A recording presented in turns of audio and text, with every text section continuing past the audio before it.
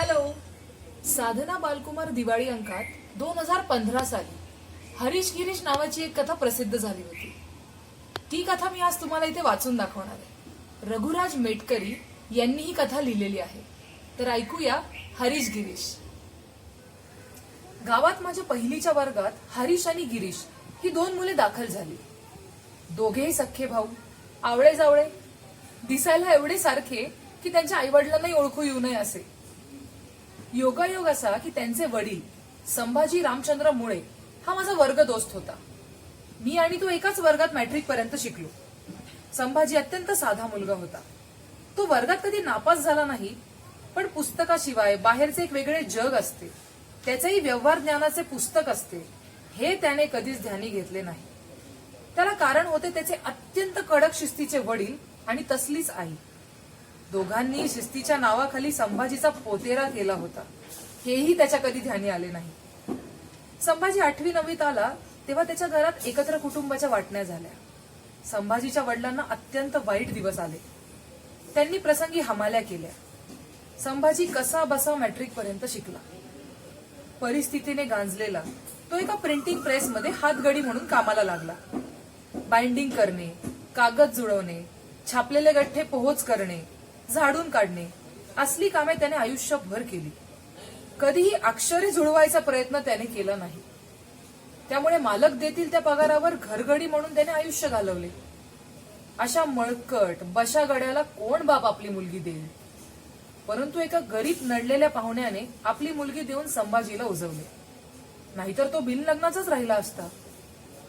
संभाजीची बायको अपंग होती, पण तिने त्याचा संसार सावरला. ती 4-6 घरची धुनी भांडी करायची. त्या काळात संभाजीचा अल्पसा पगार यायचा, त्यात त्यांचा संसार कसा बसा चालायचा. संभाजीला पहिल्या 2 मुली झाल्या, नंतर हे 2 आवळे जावळे मुले झाले. हरीश आणि गिरीश दोनही मुले माझ्या वर्गात दाखल झाली. दोघेही आई वडिलांच्या स्वभावाच्या अगदी विरुद्ध स्वभावाचे होते. अतिशय खोडकर. अख्ख्या वर्गातील 30-35 मुलांना हे 2 वाघ भारी पडायचे. सतत कुणा ना कुणाशी तरी मुलाची खोडी काढत असायचे. कुणाला चिमटाच काढ, कुणाला शिवी दे, कुणाचे पुस्तक उचलून दुसऱ्याच्या दप्तरात ठेव, कुणाची फुटपट्टी मोड, कुणाच्या पेन्सिली लांबव, कुणाच्या पाट्या फोड, कुणाचे कंपास लपवून ठेव, कुणाला गुच्ची मार, कुणाला ओरखड, कुणाचा चावा घे. सतत त्यांची काहीतरी तक्रार यायचीच. सारा वर्गच नव्हे तर 1ली ते 7वी पर्यंतची माझी 500 पट असलेली शाळा या 2 मुलांना घाबरायची. त्यांना मारले, शिक्षा केली, बदडले, कान ओढले, उभे केले, अंगठे धरायला लावले, तरी त्यांच्यात काहीही बदल व्हायचा नाही. तात्पुरते गयावया करीत गुरुजी आता परत असे नाही करणार म्हणायचे आणि जागेवर बसले की अवघ्या 5च मिनिटाच्या आत दुसऱ्या मुलाची खोडी काढून मोकळे. त्या दोघांना एकटेच दूर बसवले तर तिथून माझे लक्ष नाही हे पाहून मुलांना वेडे वाकडे दाखवतील, खडे फेकून मारतील, ते काय काय करतील याचा पत्ता लागत नसायचा. या एकसारख्या 2 भावांचे वैशिष्ट्य म्हणजे ते एकमेकांबरोबर कधी भांडायचे नाही. एकाला कुणी मारले तर दुसरा त्याच्या अंगावर धावून जायचा. दोघे अत्यंत प्रेमाने, जिव्हाळ्याने आणि एक जीवाने राहायचे. दोघांपैकी एकाला कुठेही चॉकलेट मिळाले, अगर बिस्किट मिळाले तर तो एकटा कधीच खायचा नाही. ते तो खिशात ठेवून आपल्या भावाजवळ यायचा, त्याला निम्मा भाग द्यायचा आणि मग उरलेला भाग स्वतः खायचा. त्यांचे एकमेकांवरील हे अकृत्रिम प्रेम बघून तर आम्ही सगळे शिक्षक मंडळी आश्चर्यचकितच व्हायचो. त्या दोघांचे आणखी एक वैशिष्ट्य होते. ते दोघे कुणा विद्यार्थ्याच्या वस्तू चोरून घरी कधीच न्यायचे नाहीत. मात्र याच्या दप्तरातलं पुस्तक, कंपास, पेन्सिल, वही दुसऱ्याच्या दप्तरात ठेव, दुसऱ्याच्या वस्तू तिसऱ्याच्या दप्तरात ठेव, अशा खोड्या करायचे. एखाद्या विद्यार्थ्याला त्याची वस्तू लांबवली गेलीये हे लक्षातच आले नाही तर शाळा सुटताना ते त्याला सांगायचे, तुझे मराठीचे पुस्तक तमक्याच्या दप्तरात आहे, घे जा. ते दोघे दुसरीत होते तेव्हाची गोष्ट.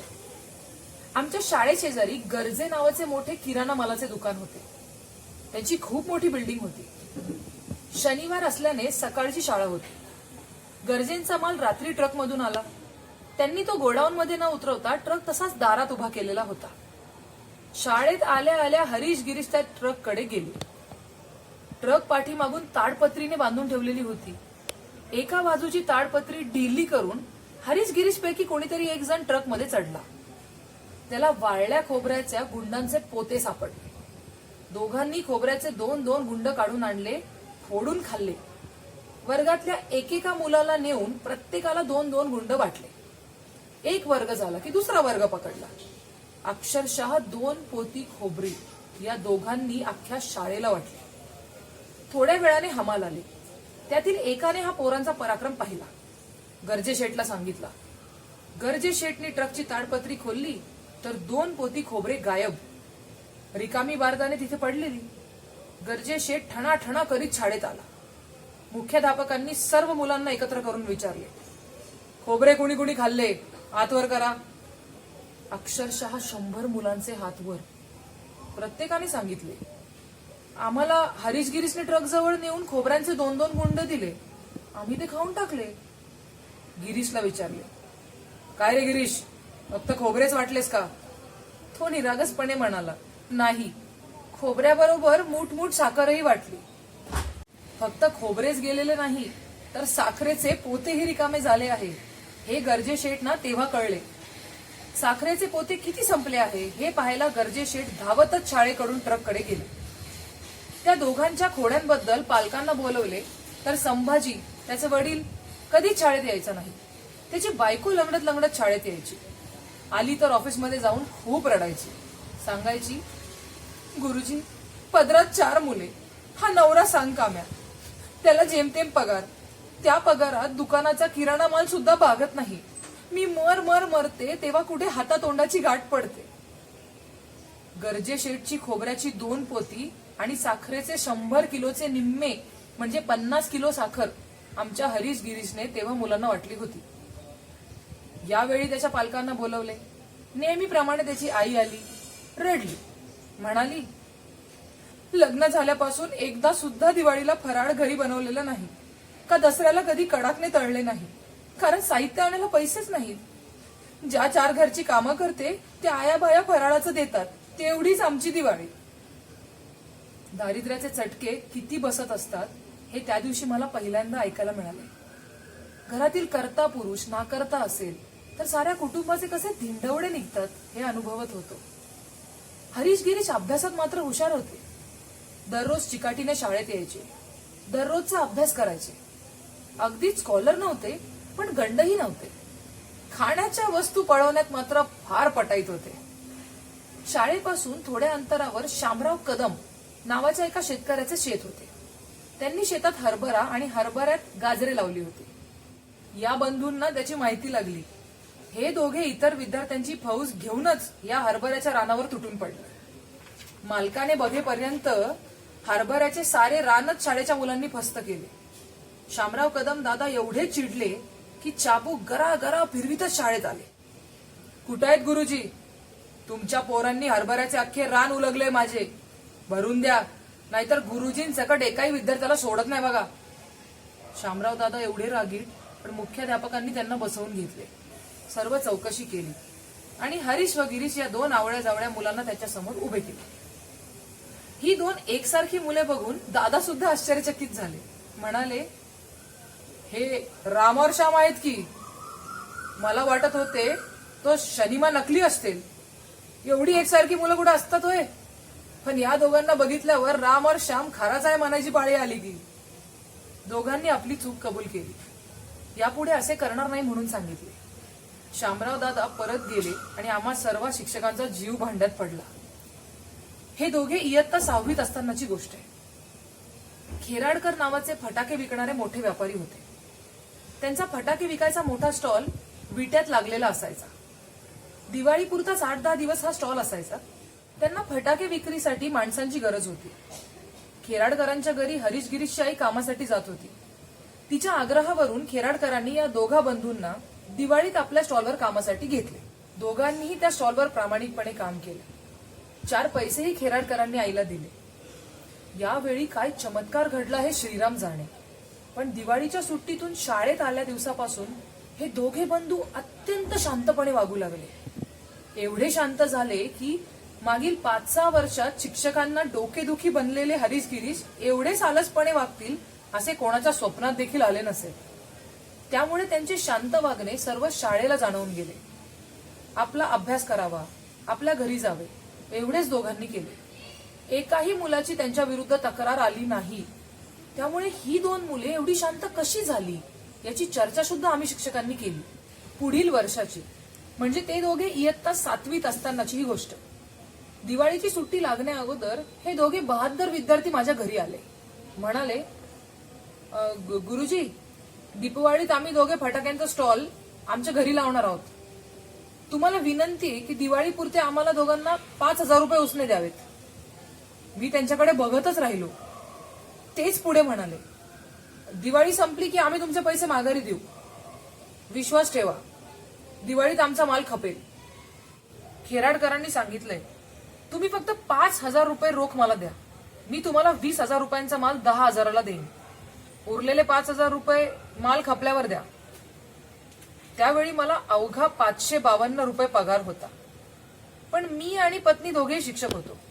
तरीही माझ्याकडे एक रकमी 5,000 रुपये नव्हतेच. पण का कुणास ठाऊक या दोन विद्यार्थी मित्रांना आपण मदत केली पाहिजे असे मला माझ्या अंतर्मनापासून वाटून गेले. आम्ही 2 दिवसात 5,000 रुपये जुळवून देतो असे त्या दोघांना सांगितले. मी माझ्या एका शिक्षक मित्राकडून 1-2 हजार उसने घेतले आणि 5,000 रुपयांची जुळणी करून ते हरीश गिरीश या दोन विद्यार्थ्यांना दिले. त्यांनी ते खेराडकरांना दिले. एखाद्या अनुभवी शहाण्या व्यापारासारखी ही 7वीतली दोन मुले वागली. त्यांनी इतर काही स्टॉलवाल्यांच्याकडे चौकशी केली आणि कुठला माल केवढ्याला मिळतो, छापील किंमत किती, खरी किंमत किती हे 2 दिवसात जाणून घेतले आणि खेराडकर आप्पांच्याकडून अक्षरशः 25,000चा माल 20,000त घेतला आणि त्यांना 5,000 रोख दिले. अर्थात खेराडकर आप्पांनी आपल्या घरी प्रामाणिकपणे काम करणाऱ्या हरीश आणि गिरीश यांच्या गरीब आईच्या कुटुंबाला मदत करायची म्हणून हे सर्व केले. नंतर त्यांच्या आईने आपल्या 2 मुलांना सोबत घेऊन अनेक चांगली घरे गाठली. त्यातील महिलांना गाठवून त्यांची फटाक्यांची ऑर्डर घेतली. वडिलांनी त्यांना प्रेसमधून बिल बुक आणून दिले. ऑर्डरप्रमाणे फटाक्यांचे पॅकिंग बांधले.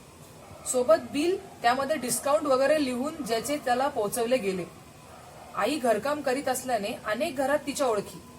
शिवाय काही सुस्वभावी महिलांनी आपल्या मैत्रिणींना फोन करून फटाके घ्यायची विनंती केली. योग्य किमतीत फटाके मिळत असल्याने सर्व सुशिक्षित कुटुंबांनी हरीश गिरीश जवळचेच फटाके विकत घेतले. दीपावलीच्या अगोदरच 1-2 दिवस त्यांचे सर्वच्या सर्व फटाके खपले. डिस्काउंट 2-3 हजार रुपये देऊन त्यांना 10,000च्या मूळ भांडवलात 12,000 रुपयांचा नफा मिळाला होता. मुलांनी खेराडकरांचे देणे भागवले. माझे घेतलेले 5,000 रुपये आणून दिले. सर्व घराने प्रचंड आनंदाने पहिली दिवाळी स्वतःच्या घरात फराळ बनवून साजरी केली. या घटनेने हरीश गिरीशला व्यापाराचे मर्मच सापडले. आमच्या गावाचा बाजार सोमवारी भरायचा. त्यासाठी ते जे सापडेल ते आदल्या दिवशी विकत घेऊ लागले आणि सोमवारी बाजारात बसून विकू लागले. त्यांनी धान्य विकले, कधी कडधान्य विकले, कधी टरबुजे, कलिंगडे, चिक्कू, कधी काकड्या, द्राक्षे, कधी इतर भाजीपाला ते विकू लागले. आता मात्र त्यांचे शाळेकडे दुर्लक्ष होऊ लागले होते. मी त्यांना समजावले, 7वीच्या वर्षाचे थोडेच दिवस राहिले आहेत. त्यावेळी 7वीची केंद्र परीक्षा असायची. 7वी पास झाल्याचे सर्टिफिकेट मिळायचे. माझ्या अति आग्रहामुळे ही 2 पोरे कशीबशी परीक्षेला बसली. पासही झाली. पण त्यांनी हायस्कूलची पायरी परत काही चढली नाही. 7वी झाल्यानंतर ते मोकळेच झाले. आठवड्यातून 7ही दिवस कुठला ना कुठला बाजार ते करू लागले. व्यापारात पैसाही मिळू लागला. प्रथम त्यांनी आईवडिलांना काम सोडायला लावले. आता आईवडील त्यांना बाजारात सहकार्य करू लागले. सर्वांच्याच अंगावर चांगले कपडे दिसू लागले. संभाजीचे जुने घर पत्र्याचे, माती विटांचे होते. मुलांनी ते घर दुरुस्त करून चकाचक बनवले. 2-3 वर्षात त्यांनी टेम्पो विकत घेतला. विटे आणि जवळ असणाऱ्या तासगाव भागात खूप मोठ्या प्रमाणात द्राक्षांचे पीक येते. हरीश गिरीशने टेम्पोमधून द्राक्षांच्या सीझनमध्ये द्राक्षे भरून पुणे आणि मुंबईला विकायला सुरुवात केली. ती बाजारपेठ एवढी काबीज केली की 5-6 टेम्पो भाड्याने विकत घेऊन ते व्यापार करू लागले. एक जण द्राक्षे विकत घ्यायचा आणि एक जण पुणे मुंबईत द्राक्षी व्यापाऱ्यांना विकायचा. हा व्यापार त्यांनी अवघा 4 वर्ष केला. नंतर त्यांनी पुणे भाजी मार्केटमध्ये हरीश गिरीश आणि कंपनी या नावाने एक गाळा विकत घेऊन तेथेच व्यापार सुरू केला. एक दिवस विट्यातील घरही त्यांनी विकले आणि पुण्यात बंगला बांधला. पुणे बाजारपेठही त्यांनी आता काबीज केलेली आहे. स्वारगेट जवळील पुणे फळ मार्केटमधील दिग्गज व्यापारी म्हणून हे हरीश गिरीश बंधू आज ओळखले जातात.